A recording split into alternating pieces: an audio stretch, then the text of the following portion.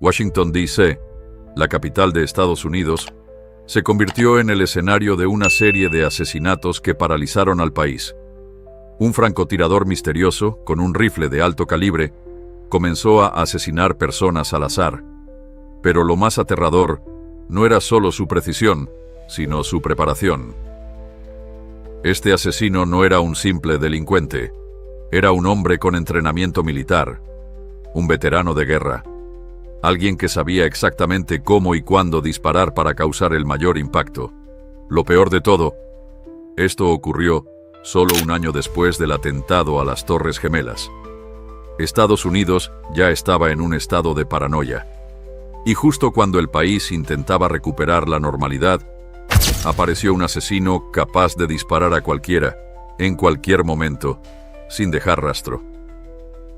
El 2 de octubre de 2002, el terror comenzó con James Martin, un hombre de 55 años que acababa de hacer sus compras en el supermercado. Mientras caminaba tranquilamente por el estacionamiento, un disparo silencioso lo atravesó de lado a lado, dejándolo tendido en el suelo, rodeado de un charco de sangre. Una mujer cercana vio la escena y llamó al 911, pero no había testigos del disparo, ni rastro del tirador. Cuando la policía analizó el cadáver, descubrió que el tiro había sido realizado desde una gran distancia, con un rifle de alto calibre. Pero esto solo era el principio. En menos de 24 horas, el asesino volvería a atacar, y esta vez no se detendría con una sola víctima. 3 de octubre de 2002. Un nuevo día comenzaba en Washington, pero la tranquilidad no duraría mucho. A las 7:30 de la mañana, Sonny Buchanan, un hombre de 39 años, estaba cortando el césped cuando de repente colapsó en el suelo, desangrándose rápidamente. Sus vecinos pensaron que su cortadora de césped había explotado, pero la verdad era mucho peor. Sonny había sido asesinado con un solo disparo en el pecho. 37 minutos después, en una gasolinera, un taxista afroamericano recibió un disparo mortal mientras recargaba combustible. Una hora después, Sarah Ramos, de 34 años, esperaba el autobús cuando una bala le atravesó la cabeza, matándola al instante. Minutos después, en otra estación de gasolina, Lori Rivera, de 25 años, recibió un disparo mientras limpiaba su auto. Y por si fuera poco, un hombre de 72 años, Pascal Charlotte, cayó muerto en plena calle tras recibir un disparo en el torso. 5 asesinatos en un solo día. El patrón era claro. Un francotirador estaba asesinando personas al azar, sin un motivo aparente, sin dejar rastro y sin testigos. La ciudad entró en pánico total. La policía estaba desbordada y los residentes tenían miedo de salir a la calle. Pero lo peor apenas estaba comenzando. Los asesinatos no solo sembraron el miedo en Washington, sino que alteraron por completo la vida cotidiana de los ciudadanos. Las calles, que normalmente estaban llenas de personas caminando con tranquilidad, se convirtieron en un escenario de paranoia constante. La gente corría en zigzag, convencida de que moverse de esa manera reduciría la posibilidad de ser un blanco fácil para el francotirador. Las escuelas anunciaron medidas de emergencia, cancelando todas las actividades al aire libre. En los parques y patios de recreo, el silencio reemplazó las risas de los niños. Los padres dejaron de enviar a sus hijos a la escuela, temiendo que pudieran ser asesinados mientras esperaban el autobús. En algunos casos, los propios padres empezaron a llevar y recoger a sus hijos en auto, con la esperanza de mantenerlos a salvo. Los comercios y centros comerciales registraron una caída en la afluencia de clientes. La gente evitaba hacer compras o cargar combustible en gasolineras, pues la mayoría de los ataques parecían ocurrir en estos lugares. Incluso las actividades más rutinarias, como sacar dinero de un cajero o caminar por la acera, se convirtieron en momentos de estrés y angustia. El pánico y la desesperación llevaron a la policía a actuar con rapidez. Se establecieron cientos de controles vehiculares en toda la ciudad y en los condados cercanos. Se inspeccionaban autos al azar y se prestaba especial atención a las furgonetas blancas, ya que un testigo afirmó haber visto una en la escena de uno de los crímenes. Pero esta información resultó ser una pista falsa. Mientras la policía enfocaba sus esfuerzos en rastrear este tipo de vehículos, el verdadero asesino seguía libre, listo para atacar de nuevo. Y entonces, el 4 de octubre, el francotirador rompió el breve silencio y volvió a disparar. El terror estaba lejos de terminar. El 4 de octubre de 2002, el francotirador rompió el breve silencio y volvió a sembrar el terror, pero esta vez fuera de Washington. En el estacionamiento de un supermercado en Fredericksburg, Virginia, Caroline Sewell, una mujer de 43 años, terminaba de cargar sus compras en su camioneta cuando, sin previo aviso, una bala la atravesó por el costado y le perforó el hígado. Cayó de rodillas, sujetándose el abdomen mientras la sangre empapaba su ropa. Los clientes que estaban cerca no entendían qué había pasado. No hubo ningún sonido que delatara la presencia del asesino más allá del estruendo del disparo. La gente corrió a ayudarla y los paramédicos lograron estabilizarla a tiempo para evitar que muriera por pérdida de sangre. Contra todo pronóstico, Caroline sobrevivió, convirtiéndose en la primera víctima en vivir para contar la historia. Sin embargo, esto no tranquilizó a nadie. Al contrario, empeoró el miedo en la población. Hasta ese momento, el asesino había atacado solo en Washington y sus alrededores, pero ahora quedaba claro que podía estar en cualquier parte. El terror ya no tenía fronteras. Un ataque aún más aterrador. 2 días después, el 6 de octubre, el francotirador cruzó todos los límites imaginables. Ese día, Iran Brown, un niño de 13 años, se estaba despidiendo de su tía antes de entrar a la escuela en Bowie, Maryland. En cuanto bajó del auto y cerró la puerta, un disparo lo impactó de lleno en el estómago. El pequeño cayó al suelo, agonizando mientras su tía, Tanya Brown, entró en pánico al ver lo que acababa de pasar. Sin perder tiempo, corrió a recogerlo, lo subió al auto y lo llevó al hospital lo más rápido que pudo. El proyectil le había perforado múltiples órganos, incluyendo el hígado, el diafragma y el páncreas. Los doctores no tenían muchas esperanzas de que pudiera sobrevivir, pero milagrosamente, Irán logró aferrarse a la vida. La noticia paralizó a todo el país. El asesino ahora disparaba a niños. Nadie estaba a salvo. La gente comenzó a preguntarse si había algún lugar seguro en absoluto. Un mensaje escalofriante. Ese mismo día, los investigadores encontraron una pista aterradora cerca de la escena del crimen. En un árbol cercano, pegada con cinta adhesiva, había una carta de tarot. La muerte. Pero lo más escalofriante no era la carta en sí, sino el mensaje escrito en ella. Llámame Dios. No informen esto a la prensa. Con este mensaje, el francotirador dejó claro que se estaba divirtiendo con la policía.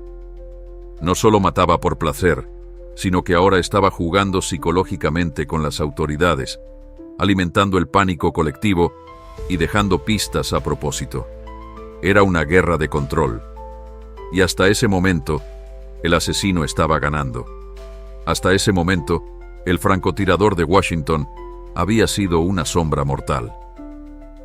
Disparaba desde un punto desconocido, desaparecía sin dejar rastro y dejaba a las autoridades completamente a ciegas. Cada víctima parecía ser elegida al azar, sin conexión alguna con la anterior.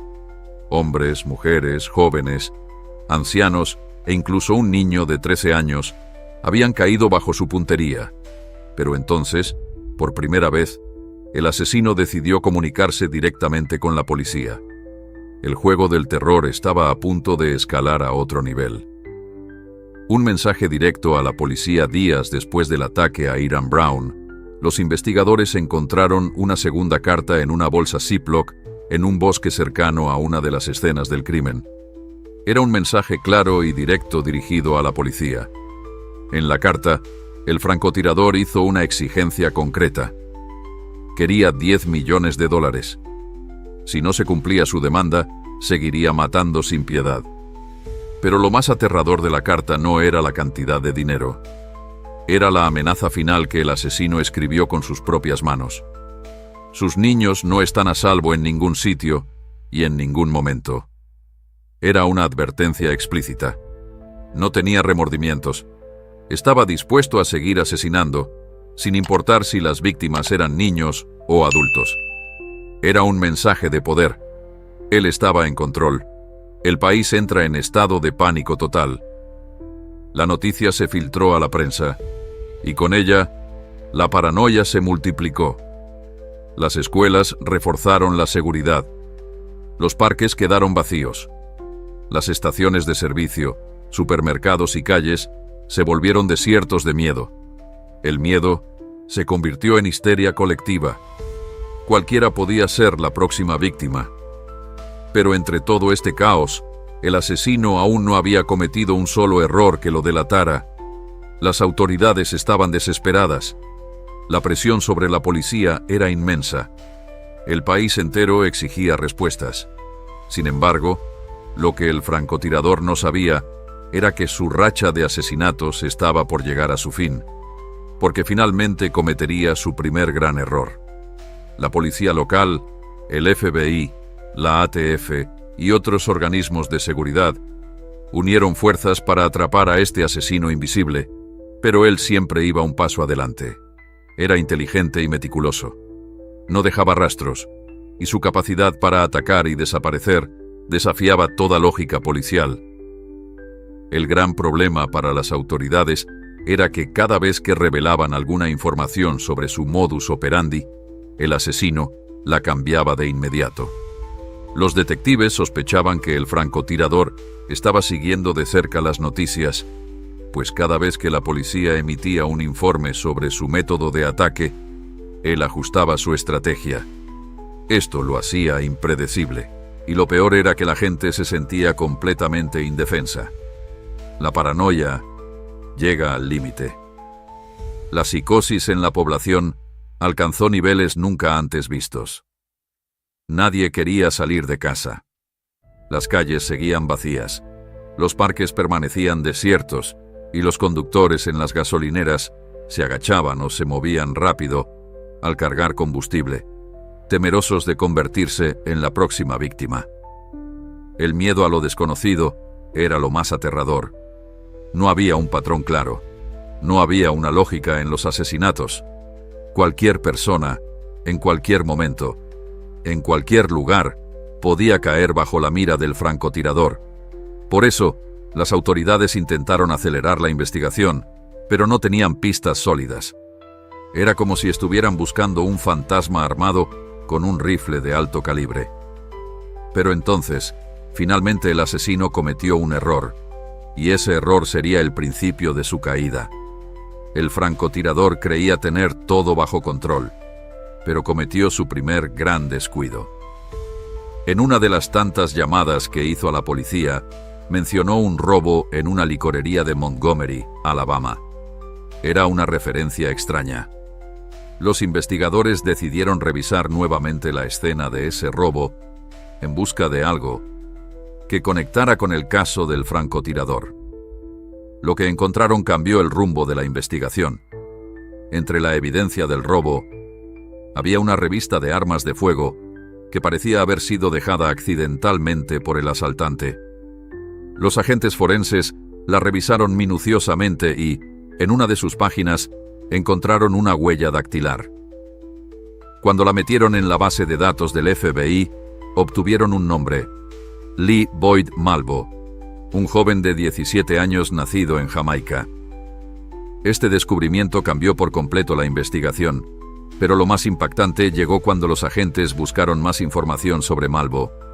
El nombre de un hombre apareció vinculado a él: John Allen Muhammad, un exsoldado del ejército de los Estados Unidos y veterano de la Guerra del Golfo. De inmediato los investigadores supieron que estaban tras los verdaderos responsables. Muhammad encajaba perfectamente con el perfil del francotirador. Entrenamiento militar, habilidad con rifles de largo alcance, conocimiento de tácticas de sigilo. Los agentes del FBI revisaron todas las llamadas y pistas anteriores y se dieron cuenta de algo aterrador. John Allen Muhammad ya había sido mencionado por alguien en una llamada anónima, donde un excompañero del ejército dijo que él poseía un rifle Bushmaster, el mismo modelo que se estaba usando en los asesinatos. Pero la pista había sido ignorada en su momento. Ahora, los investigadores sabían exactamente a quién estaban persiguiendo.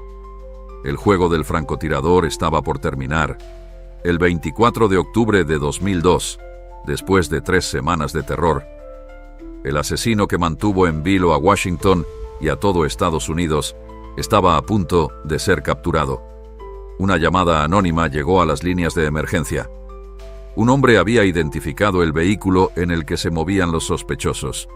Un Chevrolet Caprice, azul oscuro, estacionado en un área de descanso cerca de una autopista en Maryland. La policía no podía arriesgarse a perderlos. Había que actuar con rapidez, pero también con cautela. El FBI, la policía local y un equipo SWAT se movilizaron de inmediato. Rodearon la zona en completo silencio, bloqueando cualquier posible ruta de escape. Cuando finalmente se acercaron al auto, lo que encontraron dentro fue escalofriante. John Allen Muhammad y Lee Boyd Malvo dormían en el interior del vehículo, completamente ajenos al operativo que los rodeaba. Los agentes aprovecharon su vulnerabilidad y los arrestaron sin que tuvieran tiempo de reaccionar. No hubo disparos, no hubo resistencia. El terror había terminado en un instante, pero lo más impactante estaba dentro del auto, el interior del Chevrolet Caprice, un escondite mortal. Los investigadores revisaron el Chevrolet Caprice de inmediato y descubrieron cómo habían logrado evadir a la policía durante tanto tiempo. El asiento trasero había sido modificado para permitir que Malvo pudiera acostarse y disparar sin ser visto. Habían creado un pequeño agujero en la cajuela del auto, lo suficientemente grande para asomar el cañón del rifle sin ser detectados. El francotirador nunca disparó desde lugares elevados ni a campo abierto, sino desde dentro del auto, lo que explicaba por qué nadie había visto al asesino en ninguna escena del crimen. Y entre los objetos incautados se encontraba la prueba más contundente: el rifle de asalto Bushmaster calibre .223, el arma utilizada en todos los asesinatos. Las pruebas forenses confirmaron que las balas recuperadas de los cuerpos de las víctimas coincidían exactamente con ese rifle. Cuando la noticia de su captura se hizo pública, la ciudad de Washington, finalmente, pudo respirar aliviada. Las calles, que habían estado desiertas durante semanas, comenzaron a recuperar su ritmo normal. El miedo no desapareció de inmediato, pero la gente sabía que la pesadilla había terminado.